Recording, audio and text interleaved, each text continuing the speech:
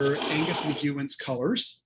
And then if you have questions or you want to see mixes with them, I'll show you this. So Angus is going to be the artist tomorrow. Angus is a brand ambassador. He's an excellent artist. Can answer many of your questions. I want to go over the colors with you. You can look at his in the artist studio will be posted, and then also his sites will be posted. So hello Paula, hello Anna Marie, hello Gabriel, Elisa, hello Jean, Valerie. It's good to see all of you. If you're on Zoom, you can certainly ask me questions. And if you're on Facebook, I will look over to see if there's something that you're asking. So Susie and Anika. All right. So I'm going to point this down. It's upside down. I printed it really big. I know it's not backwards. I don't know how to print backwards. Okay, so this is Angus's list of colors. This is his small set right here. We will be looking at this one. The rest of these I didn't pull. He'll probably either show those tomorrow or not, but I wanted you to see what they were. So in his small set, he has burnt umber, cobalt teal blue, Indian yellow, lavender, manganese blue hue, organic vermilion, Prussian blue, quinacridone burnt orange, and Van Dyke brown. What I did pull was his dot card, so he may be using these tomorrow. He uses a lot of colors. Cerulean, which is cobalt yellow. So I picked that out of my stock. Cobalt blue, cobalt teal blue, which is in both. German greenish raw umber. You don't see many people using German greenish raw umber. That's interesting. Lunar red rock, Minnesota pipestone, moon glow, mummy bauxite. That's a pretty cool one. Neutral tint, olive green, permanent orange. That's one you don't see a whole lot. Permanent alizarin crimson, Quinacridone Sienna, Sap Green, Sedona genuine, transparent red oxide, transparent yellow oxide, and ultramarine violet. Hello, Mark. Good to see you. Hello, Carol. Hello, Tiza. And hello, Chris and Rick on Facebook. Okay, so these are the ones we're going to look at today.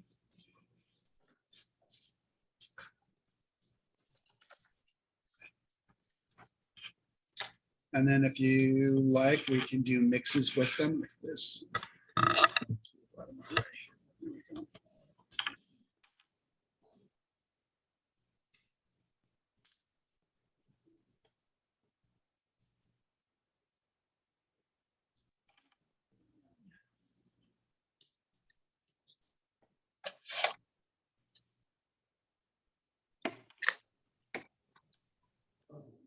So I don't know if many of you have the cobalt teal blue. It seems to be a very popular color.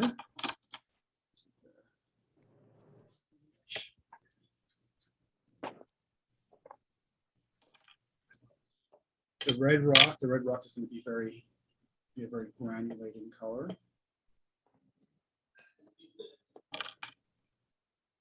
Minnesota pipestone.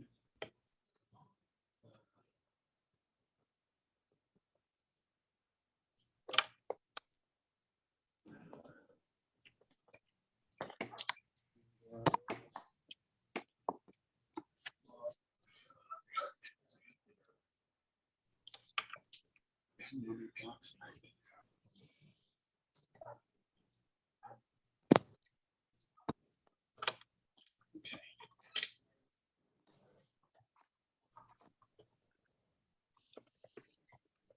So Ruben says, John would like to see a painting of yours one day. Okay, that's a deal.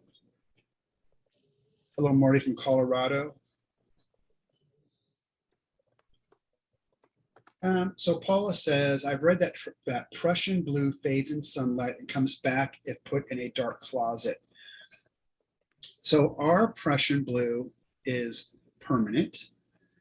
The thing about colors and permanence or light fastness all relates to whether it's all about the pigment. So ours is a 1, it's pigment blue number 27. And it depends on, Paul, it depends on which pigment the company you're talking about is using. Paint's only as good as its pigment. So if they're using pigment that's not light fast, that could be very true.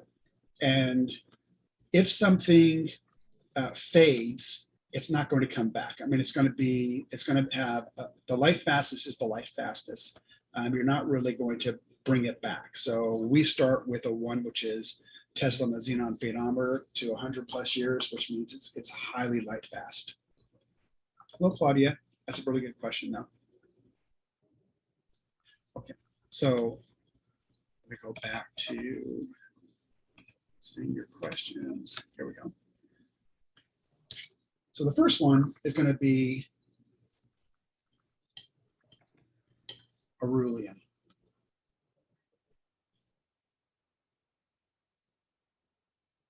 Cerulean is the cobalt yellow.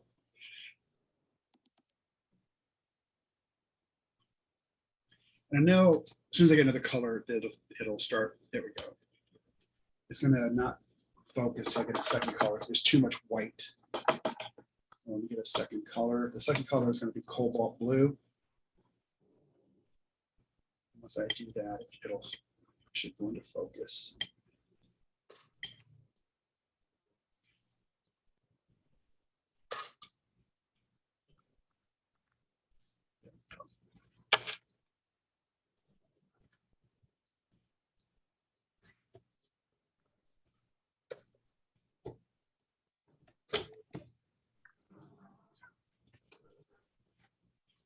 So Cerulean, cobalt yellow, and this is cobalt blue.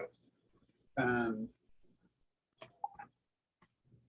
one thing kind of interesting looking at the colors today is you can ask Angus, why he picks certain colors, because he would certainly share that with you. The interesting thing is these are 3, this is going to be cobalt teal blue.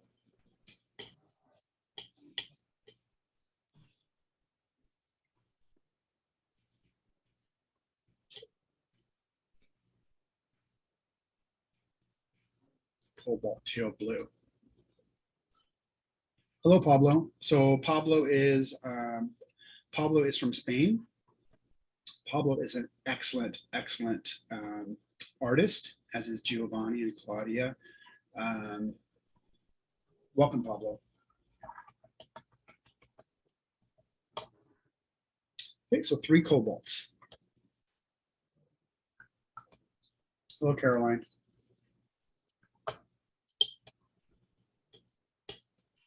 I hope you guys are out of lockdown now.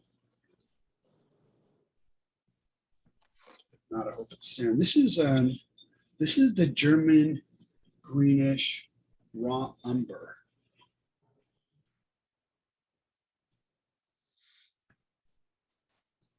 Just pretty cool.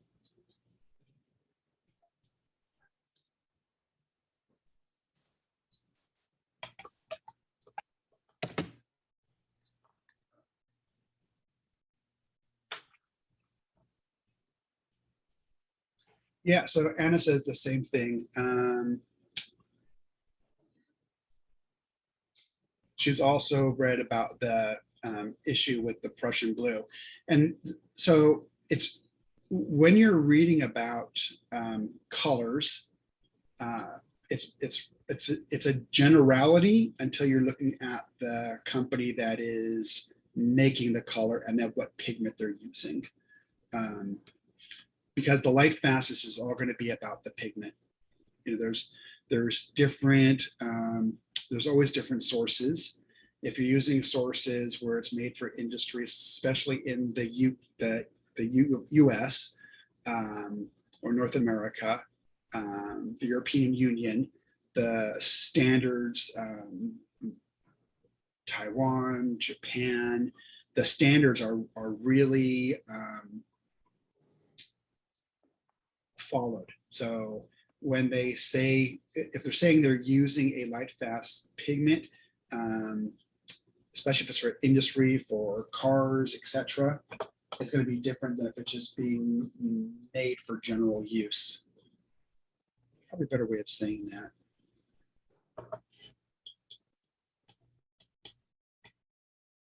I guess what I'm saying is it's always best if you can go to somebody that is not only using the best pigment, but is also verifying as well.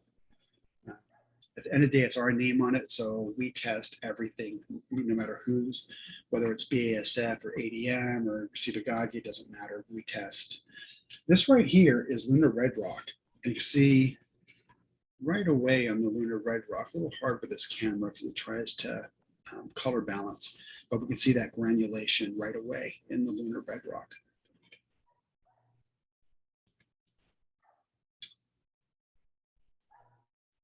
So Carolyn, is week number 7 of lockdown and many more to come. Won't open until 80% vaccinated. Wow.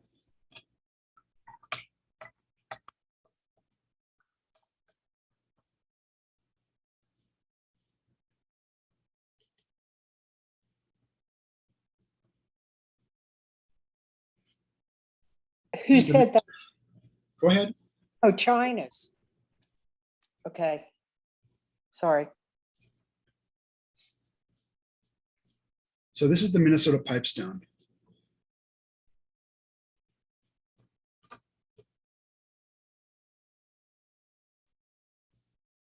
And if you'd like me to see him mix it, I'd be glad to do that.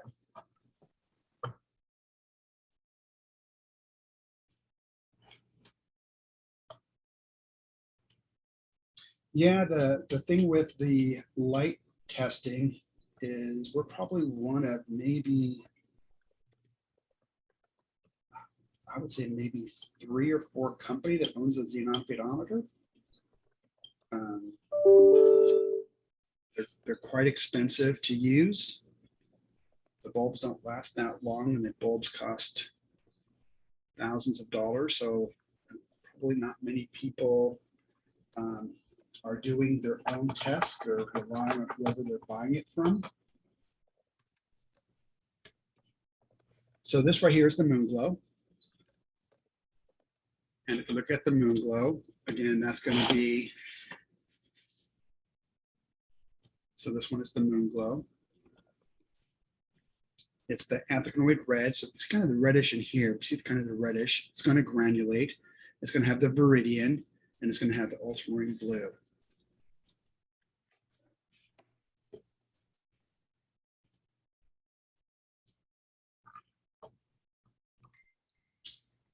This last one, this is kind of interesting. This is mummy bauxite. And mummy bauxites are really very interesting. It's a mineral. And we get this particular mineral from Russia. You can find it in other places. The Russian mummy bauxite is, we like it because it's very pure.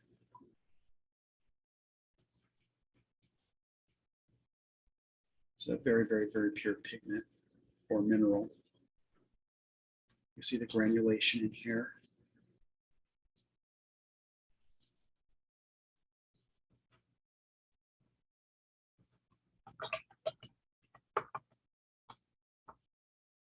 Yeah, so normal test for us, we're using the xenon phaedometer, and that's under consistent light 24 hours a day is 10 days. And so it would take a very long time in a window. And a window would be direct light versus indirect light. So you'd actually have to read a table to make, if you really wanted to do it, you'd have to read a table to see how they would relate to each other. So mummy box is also found in the very south of Italy, near Lis, Letizia says. Hello, Victoria. Yes, you can find minerals. The neat thing about minerals is you can find different amounts of them all over the world. And then there's certain places where there's just quite a few of them. In the US, there's a lot of minerals, but now there's a lot of houses on top of those minerals, and the houses, you know, collectively are worth more. So that's kind of it from, you know, those areas. So there's his first 1, 2, 3, 4, 5, 6, 7, 8. I thought this one was kind of interesting. The German Greenish. That's interesting. The Cobalt Teal Blue, I find anyway, quite a few artists use the Cobalt Teal Blue. And we have that not only in the tube, but we have it as the watercolor stick as well.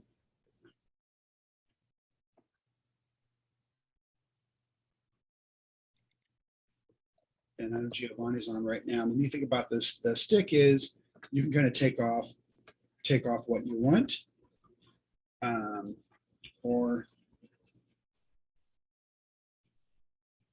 you can draw with it or accent different places in your painting.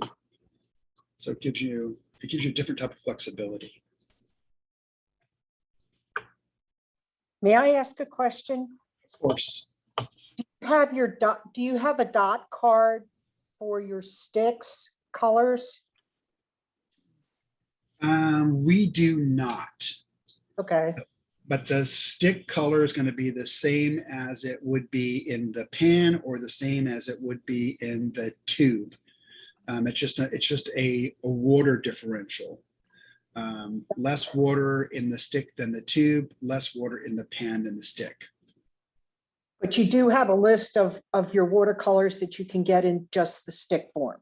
Yes, if you go online to Daniel Smith on the color chart, you will see it'll have an S next to the color. If there's a stick, it'll have a 5 or 15, whether it is offered in 15 mil or 5 mil, or it'll also say HP, which means available in half pan. So you can find out quickly for any color, whether it's available in 15 mil, 5 mil, stick, or half pan. Susan, we will help paste in the chat a complete list of our watercolor sticks. And that works as well. Thank you, Ethel. Okay, so there's the ones we went over just now. I'm going to ask Angus tomorrow about the Aurelian.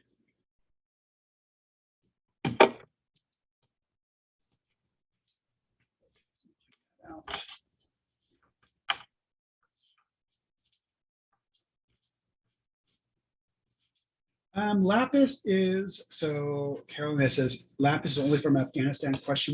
Lapis is available in huge quantities in 2 places. So it's available.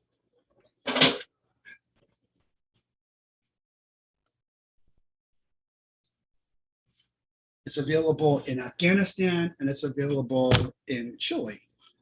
So this is Afghan Lapis. It's just gorgeous. It's just gorgeous material. It's more expensive than the Chilean, but the Chilean is also very beautiful. It's very beautiful. It just takes more time to process this because I need to remove the quartz out of it. I take other things I take out of it to purify it. It's easier to purify the Afghan lapis to the 80% that I want it to be. It just costs more money. So this is less expensive, but by the time I process all the stuff out of it, it actually comes out to be more expensive from a labor standpoint and processing standpoint than the Afghan. But they're both very, very beautiful in their own right. I mean, just as minerals that you can look at and you see, wow, that's so beautiful. They're both quite beautiful.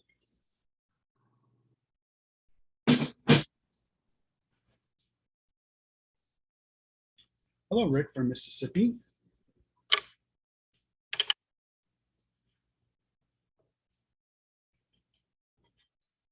Yeah, the Afghan Lapis, you know, it's a lot of the mines have been owned by families for you know,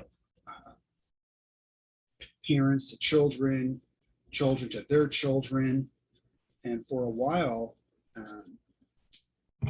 because of just what's going on in the world, it was very difficult to even for them to sell lapis. And it's kind of like in the US, you have farmers that have cattle, and when no one's buying meat, it's really not a good story for them. But I think now it was just getting back to being, from my understanding from Bruce, it was just getting back to being okay again. And then the pandemic hit. And so one of the biggest shows in the world, if not the biggest show in the world for minerals, is in Tucson. And that show was much smaller than it has been over many years. It was just difficult for people to get in and find places and have so many people walking around. So it'll be good when we get past that. It's affecting a lot of people.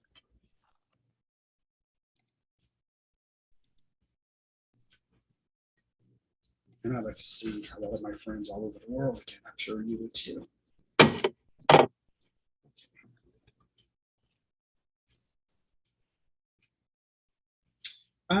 I was just answering hello, Besnick. I was just answering a question, Kathy, that had come up about Prussian blue.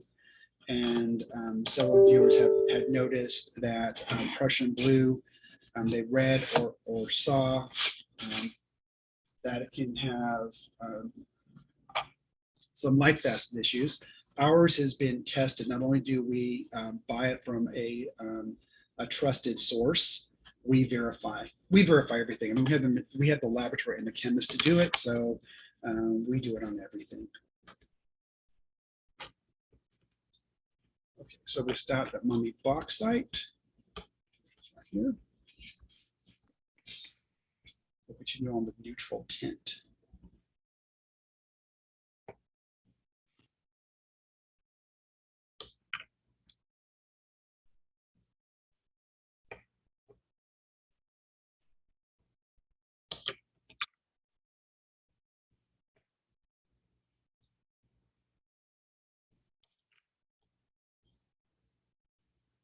So this is going to be permanent alizarin crimson, and I'm sure the reason Angus uses the permanent is that the alizarin crimson is one of only two colors that we have that are fugitive. The alizarin crimson, which is a coal tar derivative, has a huge history behind it, and the opera pink.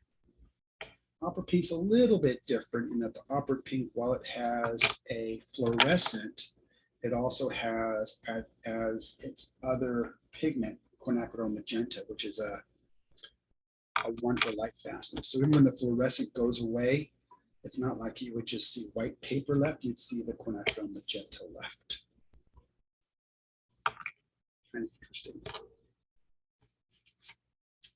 Okay. So we're going to start with neutral tint.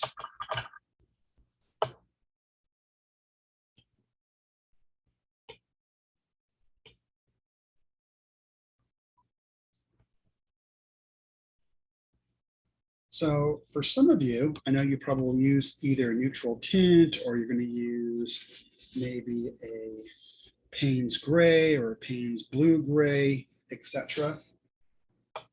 And whenever you use the neutral tint to, I'm going to wet it out a little bit here. It really does have this.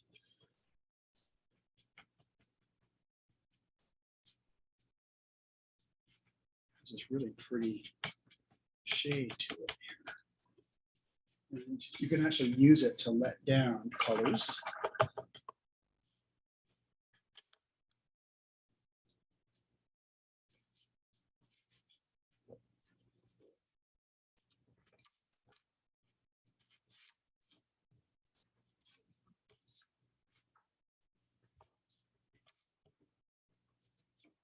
So try it here.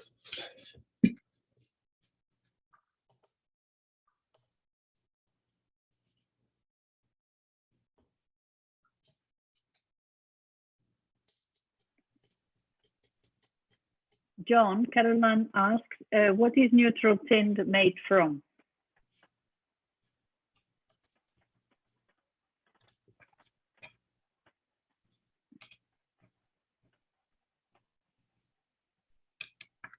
Okay. So I'll tell you just a moment. So this is going to be the permanent alizarin crimson. You could actually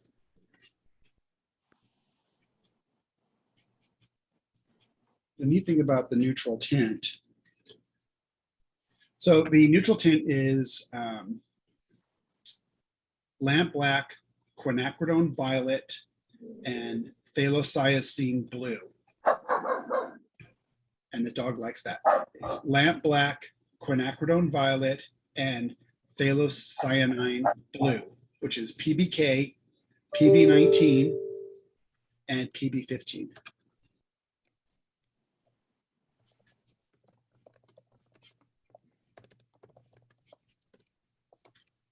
Let me go back so I know what I'm showing you. Okay, so the neat thing about the neutral tint is it brings the vibrancy, can bring the vibrancy of the color down without getting rid of the color. That's kind of its claim.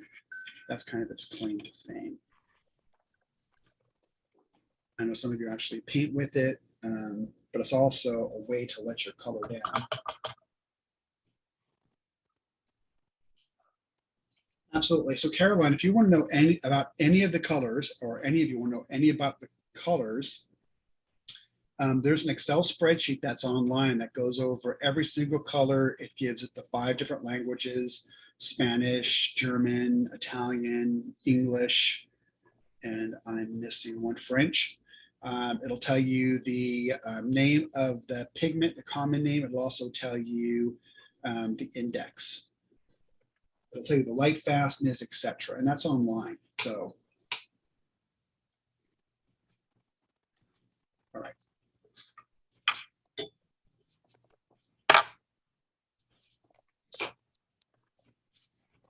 Put this to the side.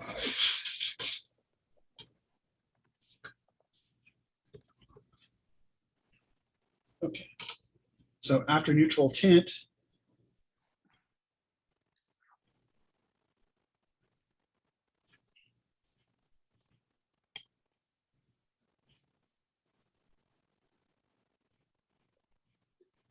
it's the olive green. And I'll put another.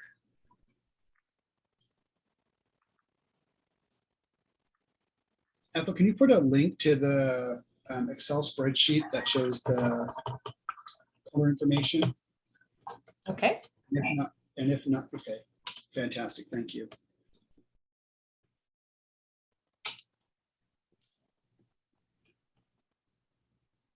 So this is Heron Orange.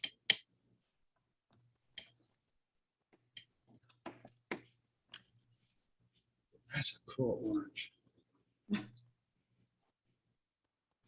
Sometimes I think it sounds, I don't know if to myself, says, well, that's self-serving, John. I think they're all really nice. Well, I do. I love the brightness of that.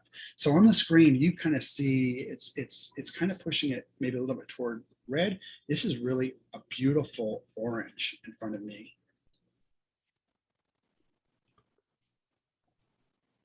The olive green looks like the olive green on the screen. This looks more reddish on the screen, where actually it's a really beautiful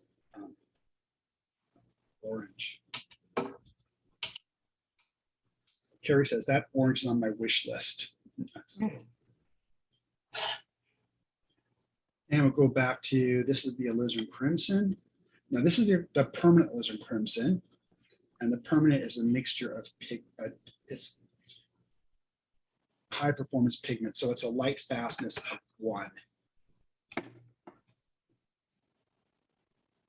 So this is made up of anthraquinoid red, anthraquinoid red, quinacridone red, and perylene scarlet, which is pretty cool. Perylene, you know, I would say pyrroles are a shade brighter than the perylenes, but the perylenes are very intense. Then it has quinacridone red. Quinacridone red again is that PV19, quinacridone red, quinacridone rose, and the violet or the purple are all the same. They're all the PV19, and it also has the anthraquinoid red in it.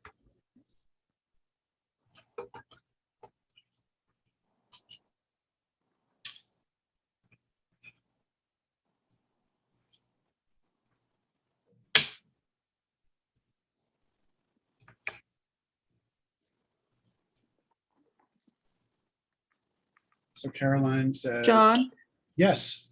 oh, sorry to interrupt. No, go ahead. Could you put a swatch of the alizarin next to the pure permanent alizarin, just so we can see the difference? I would love to do that. I need to find it to do that. Let me see if I can find it. I thought you just had it on the other. No, I have the permanent, Oh, okay. but I could probably, I can see if I can find it really quick. Okay, thank you. Oh yeah, no problem. So this is going to be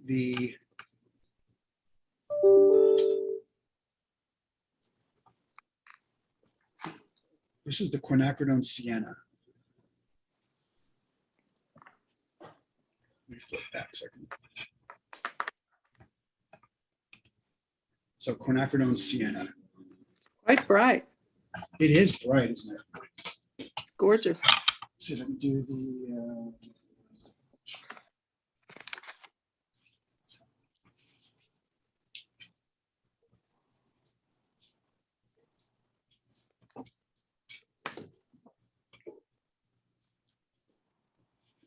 So put that on there.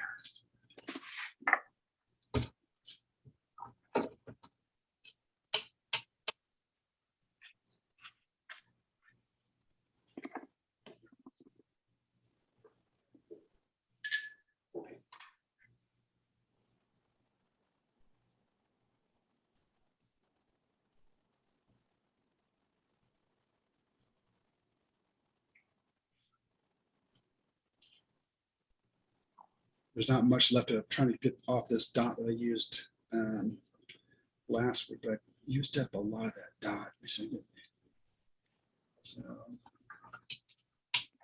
I'm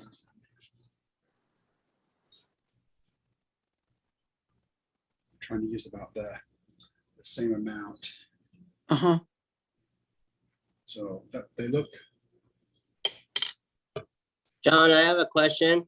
very, very, very, very similar to each other. Very similar, yes. Thank you, thank you. Very well. Yes. I noticed the permanent alizarin crimson is a series 2, and the alizarin crimson is a series 1. So the alizarin crimson is a single pigment, whereas the permanent is 3 pigments, and each one of them is they're not inexpensive pigments. So if you look at the quinacridones, let me show you here. The quinacridones are in the series 2 family, and go to the permanent alizarin, the anthraquinoid red and the perylene scarlet. So it's made up. It's really, when I look at colors and making the colors, one of the biggest expenses, certainly the pigment's an expense. It's labor. It's like everything. It's the cost of the manufacture. And it's more difficult to mill 3 colors than it is to mill a single color. It takes more processing because you have to get those colors. It's like the moon glow or the shadow violet. You have to have all of those colors encapsulated. So it just takes more processing. Nice. I mean, alizarin crimson goes a long way. You don't need much of it. I mean, I've had this tube for quite some time, Yeah. and yeah, it's definitely a great investment. So I would say, Gabriel, I've done presentations all over the world, and professors and teachers will have their students use the alizarin crimson, and they tell them, but it's the masters used it, and sometimes the teacher wants their student to use the same colors as the masters. And then for the professional artists, we have both, because professional artists are very knowledgeable, but we have both, so they can always choose this one here, which is the permanent. And you can see they're just really super, super close to each other. Yeah. For sure.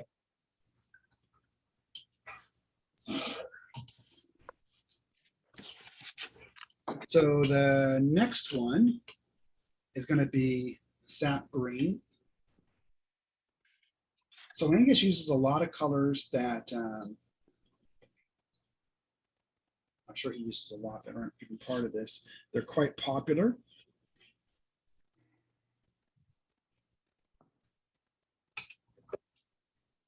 German greenish, I would say, if I was looking at a series of ring, with the first ring would be the core colors, your ultramarines, your hands, etc. And then there's another ring of more color, then another ring. Probably the third ring would be the German greenish, and probably the Pyrenean orange. The quinacridones probably would be in that second ring, because a lot of you use the quinacridones to do florals, etc. And I would say that the sap is in that first ring, because it's a very, very popular.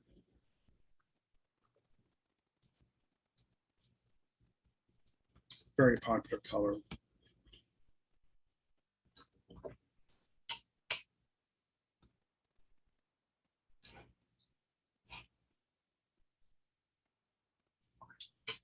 Yeah, so colors can. It's almost, I'll show you here in a second. So this one I'm looking at here is going to be the Sodalite. And the sap green comes in a stick. Yes, it does. Yep. So this is the Sodalite, and we see right away that the Sodalite is going to granulate. You can see that granulation. It's a really beautiful granulation. Mm-hmm. So one of the questions was asked, it's a really good question. It's or statement. I like quinacridone burnt orange as it doesn't fade when dry as much as quinacridone sienna. So in making paint and you using paint, it's all about the story of the pigment. If we let this one right here and this one right here is going to be the transparent red oxide. This is transparent red oxide. And if we let that dry, it's going to be it's going to get a darker brown than that. Not too colorful, right? The interesting thing is it's always going to change when you add water, because you're going to let those particles, that pigment, you're going to let those loose, and they're going to just have way better refraction and reflection. And you can see when we add water,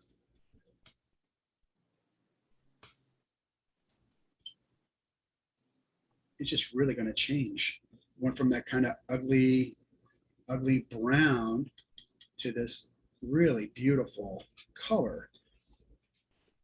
It's going to stay to colors, for the most part, will stay to a high degree. If I wet that out some more,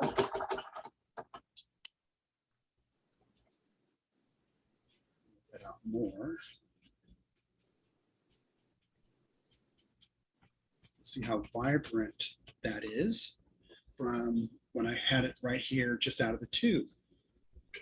And that's all about water. And really, as the artist, you're in control of how much water you put. I mean, you don't want to put too much, but you don't want to put too little. And that's where I think to myself anyway, that artists are not only highly visual, it's also a tactical or a tactile game. It's how you push that color on the paper, how much water you put, that really lets it come into, its own.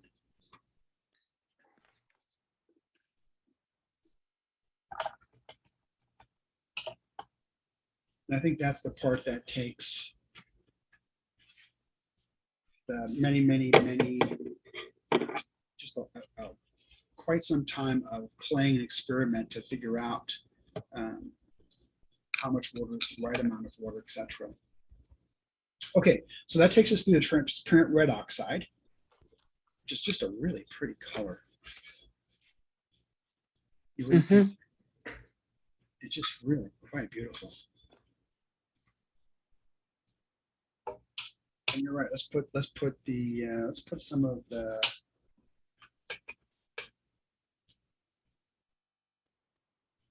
permanent. This is the Quinacridone Sienna right here.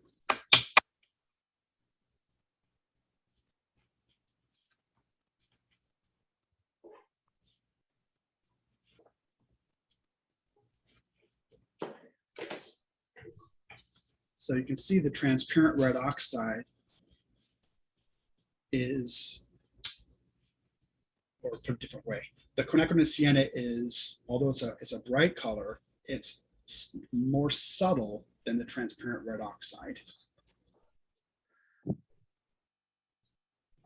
And that's all a function of,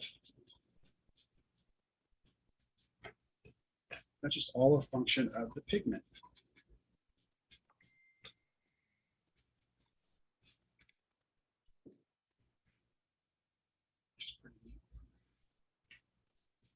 And you see as the colors start to dry, you're really starting to see that granulation here in the Sodalite.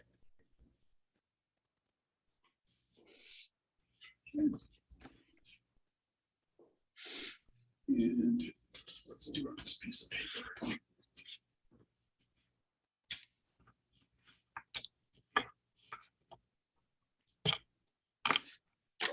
So we have 3 left.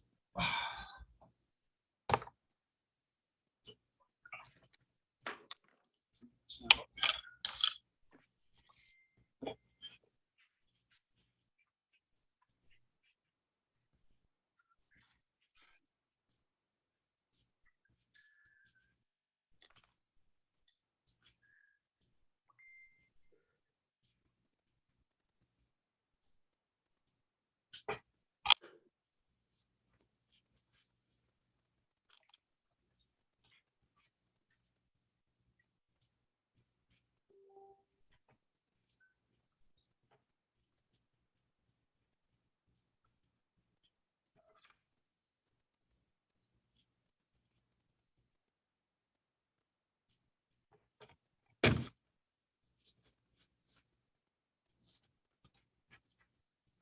do you have any questions while I'm doing this?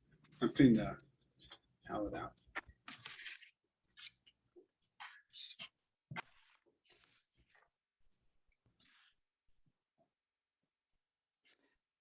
Back to the German greenish raw umber. It looked quite yellow, greenish on your paper. And I guess it's, just the camera and stuff compared to the dot, but it's still got a bit of a greenish cast. Does it look greenish to you, more greenish to you? Dry or wet? Oh, well, dry. So let's see.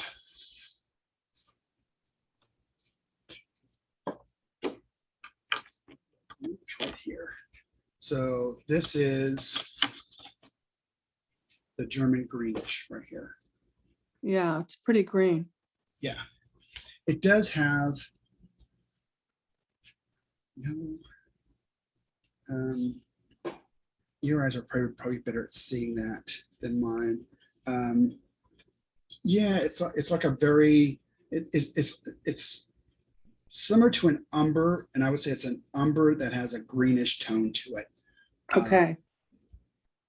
That's kind of what I'm looking at here in front of me. You might want to ask Angus why he uses it. He does some awesome paintings. And I really, the neutral tint is just pretty awesome. I'll have to get some of that. Yeah. I know some of you use Payne's gray, etc. Okay, so we have 2 left.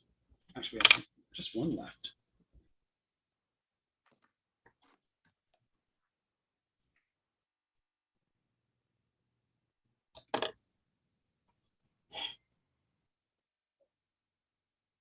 And this is ultramarine violet. Ultramarine violet. Let me do it on this side. That way, the camera sees another color. I'll try to constantly try to refocus.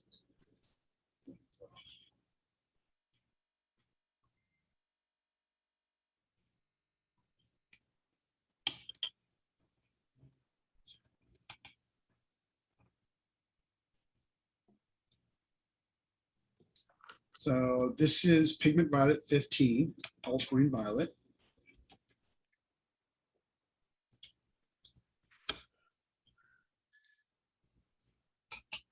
So Caroline says, Angus is so amazing at rusty old printed surfaces. He's phenomenal in doing rusted surfaces, chairs in the back of rooms with that look like different types of woods.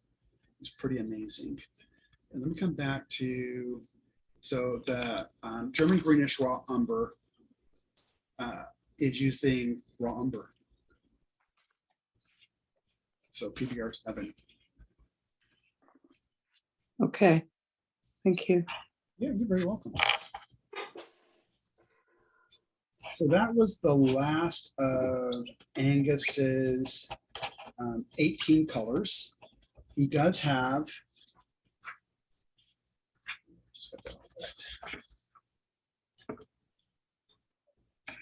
down here. And he may or may not show this tomorrow. I don't know, but he'll certainly, if you ask him, he'll show. He does have a set.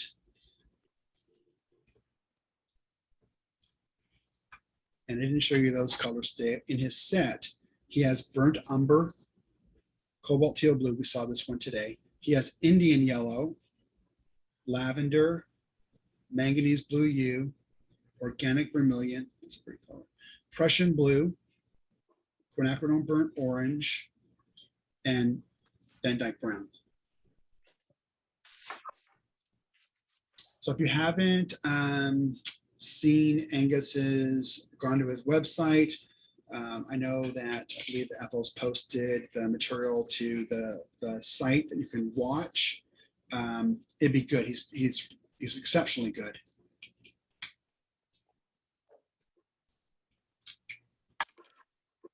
Okay, with that, let me show you what we did today.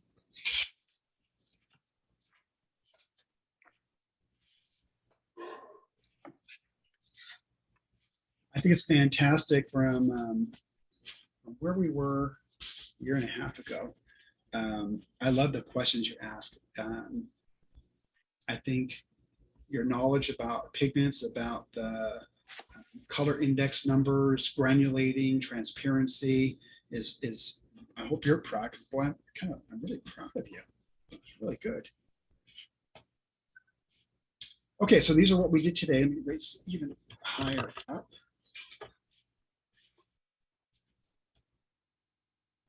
These were the alizarin's,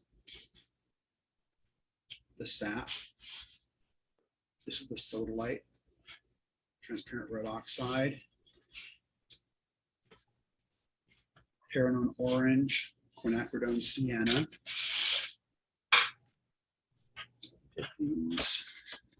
This was the Aurelian. These are the 3 cobalts. This is the Aurelian. This is the cobalt blue. This is the cobalt teal blue. German greenish. This right here is the Lunar Red Rock, Minnesota Pipestone. This was the, this is the Moon Glow. This is the neutral tint. This right here is the Mummy Bauxite. Mummy Bauxite right here. And this was the neutral tint. And I really like wetting out that. So this is wetting out the alizarin crimson and putting some neutral tint to it.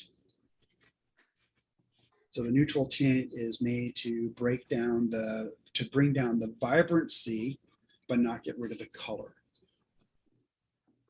You're just getting rid of the vibrancy to the level that you want. So you can actually bring it down several levels.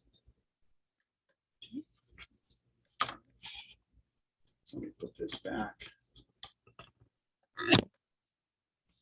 All right. Thank you so much for being with me Thursday. You make my Thursdays fantastic. Thank you. I'm really great. Thank you. You're very welcome. My pleasure. Thank you. Oh, you're very welcome. I think you'll really enjoy Angus. He's a great guy. He can answer a lot of your questions. He's also an instructor. So he's probably heard many things many times. Instructors always have enthusiasm, even if they've been asked the same question 500 times or 5,000 times. What's important to them is the people asking the questions. He's really, really good about that. So thank you, Mark. Thank you, Elisa. Thank you, Anna Marie. Thank you, Susie. Gabriel, thank you. I have a confession, John. Yes. I'm putting your hands to the test. Good. And so I got some pans here, and I'm gonna report really soon on how well. Here's one painting already done with the pans. Oh, that's cool. Lawn air piece. Oh, actually, I lied. Here's two paintings with the pans. Oh, very nice. Very nice. Very nice. I'm enjoying them. I'm enjoying them. I Awesome. think you're gonna make me a believer of the pans. It's just another format. So that's pretty cool. All right, everybody. Thank you, Gabriel. Thank you, everybody. I'll see you if you're here tomorrow. I'll see you tomorrow. I'll see you next week. Bye-bye.